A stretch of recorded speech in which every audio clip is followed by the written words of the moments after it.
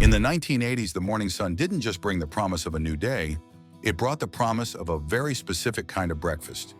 It was a time when the kitchen was the heart of the home, and the first meal of the day was a ritual, a brightly colored, sugar-fueled ceremony that kicked off the day's adventures. The secrets of the 1980s kitchen weren't about stretching butter, but about the magic of convenience and the allure of the cartoon character on the cereal box. The first thing every child knew was the precise location of their favorite cereal, a box that was more than just food. It was a portal to a world of games, prizes, and stories. Aisle after aisle in the grocery store was a testament to this, a vibrant, chaotic gallery of mascots and promises. It was a time when breakfast wasn't just eaten, it was experienced. That experience often began with a sound, the rustle of a waxy bag inside a cardboard box, followed by the cascade of colorful, sugary shapes into a bowl. The cereal aisle of the 1980s was a wonderland, a place where the lines between breakfast and candy were deliciously blurred. There was a cereal for every taste, every cartoon, every movie. One morning it might be the satisfying crunch of Cap'n Crunch, with the promise of a treasure map hidden inside the box, a map that would lead to Crunch Island. Another day it could be the ghost-shaped marshmallows of Boo Berry, or the fruity, vibrant loops of Trix, a rainbow in a bowl.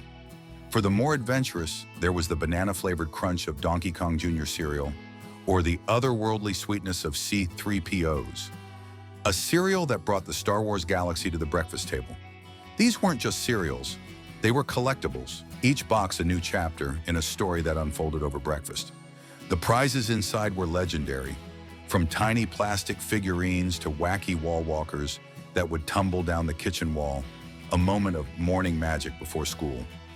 It was a time when breakfast was a game, and the prize was a spoonful of sugary delight.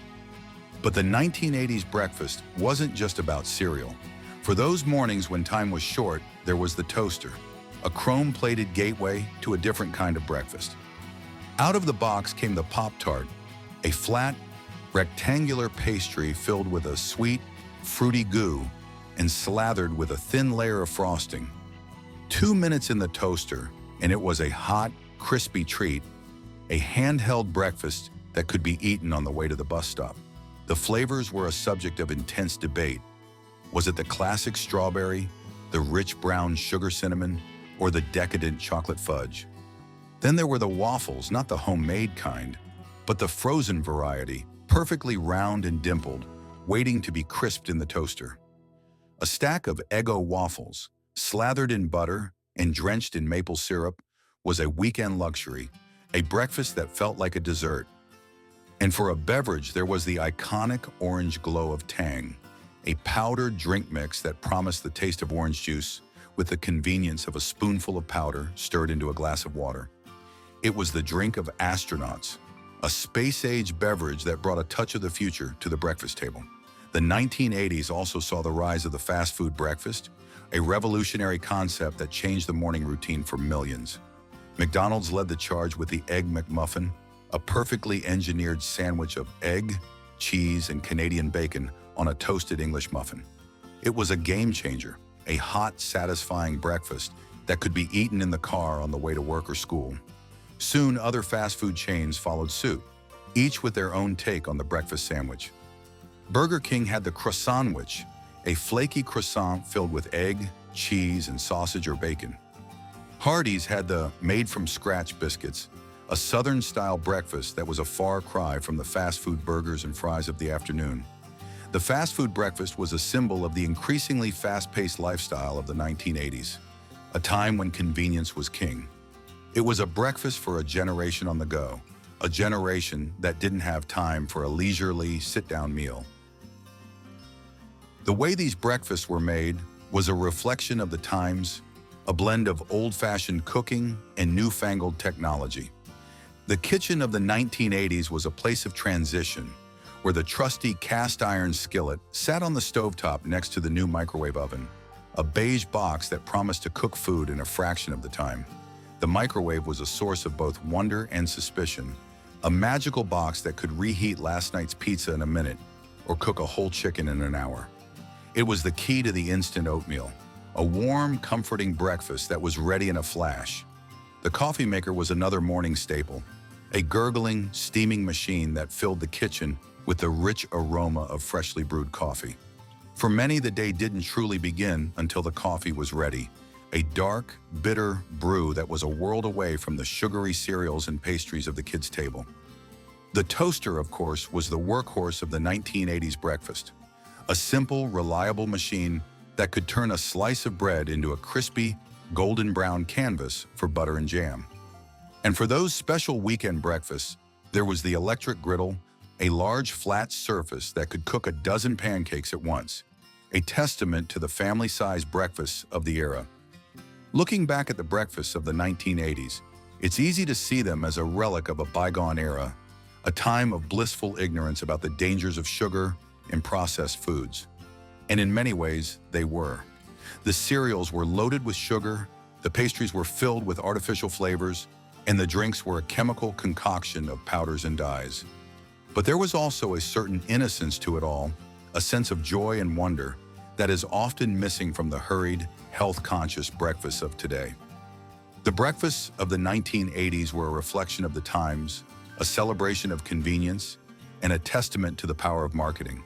They were a shared experience, a cultural touchstone that connected a generation.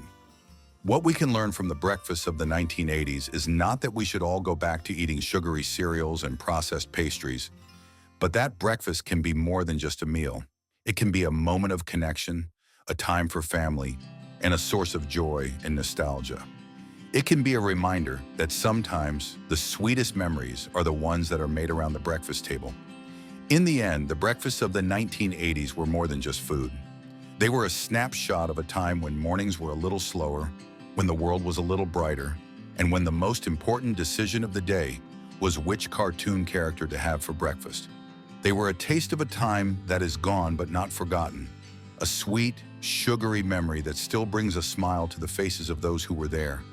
And in a world that is constantly changing, there is something comforting in that, a reminder of the simple joys of a bygone era. Let's delve deeper into the pantheon of 80s breakfast cereals. The sheer variety was staggering. There were the monster cereals, a trio of spooky sweet breakfast icons. Count Chocula, with his chocolatey marshmallows and vampiric charm, was the undisputed king. But his companions, Frankenberry and Boo Berry, had their own devoted followings.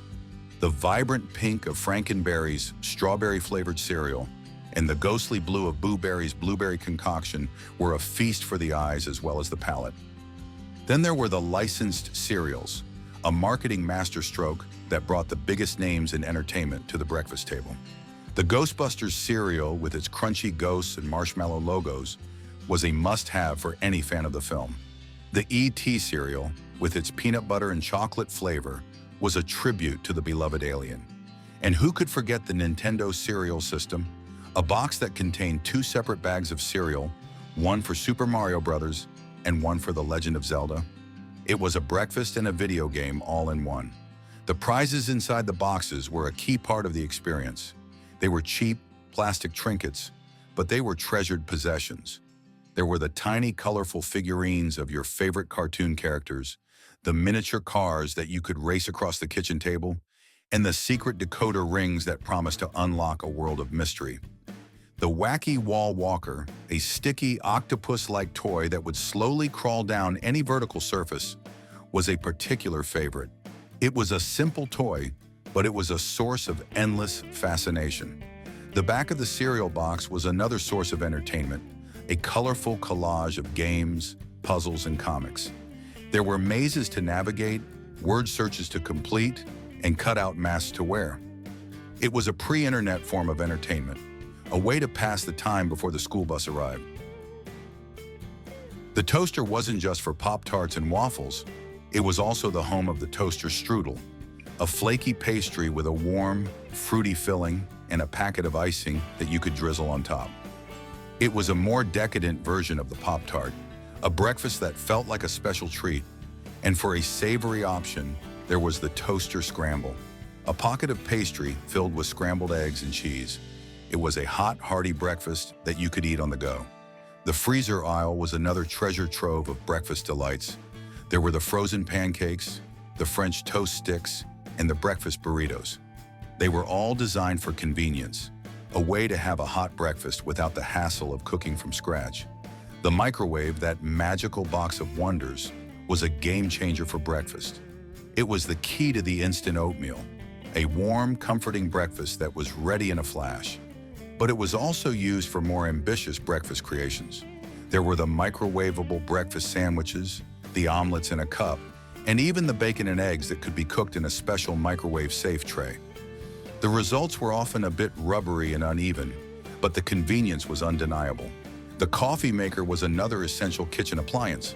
The drip coffee maker, with its glass carafe and disposable paper filters, was a staple in most homes.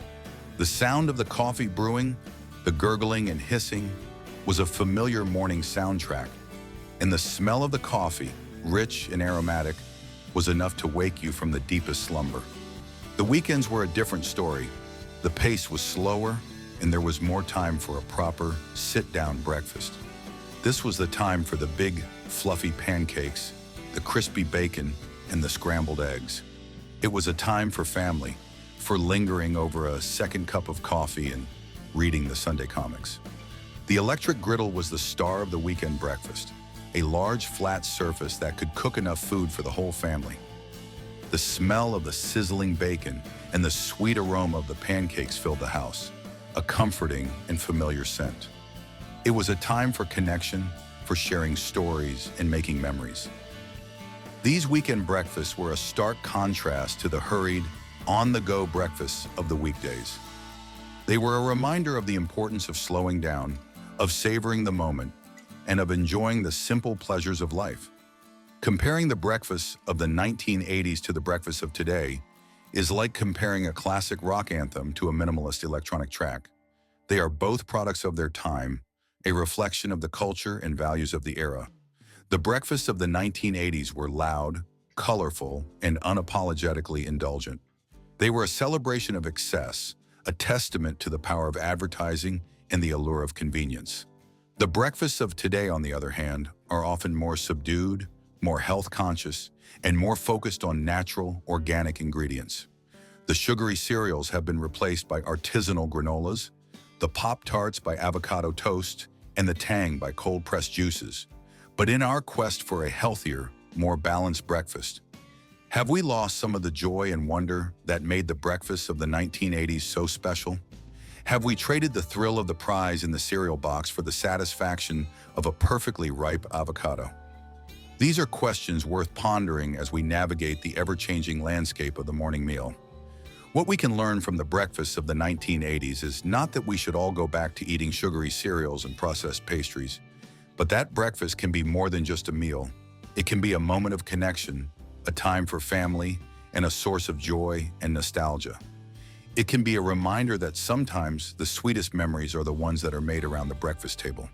The breakfasts of the 1980s were a shared experience, a cultural touchstone that connected a generation.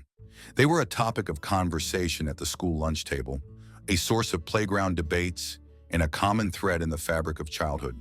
They were a reminder that we are all in this together, that we all share a common history, a common set of memories. And in a world that can often feel divided and disconnected, that is a powerful and important lesson. In the end, the breakfasts of the 1980s were more than just food. They were a snapshot of a time when mornings were a little slower, when the world was a little brighter, and when the most important decision of the day was which cartoon character to have for breakfast. They were a taste of a time that is gone but not forgotten, a sweet, sugary memory that still brings a smile to the faces of those who were there. And in a world that is constantly changing, there is something comforting in that, a reminder of the simple joys of a bygone era. So the next time you find yourself in the cereal aisle, take a moment to look at the colorful boxes and the cartoon mascots. And remember a time when breakfast was an adventure, a game, and a spoonful of pure, unadulterated joy.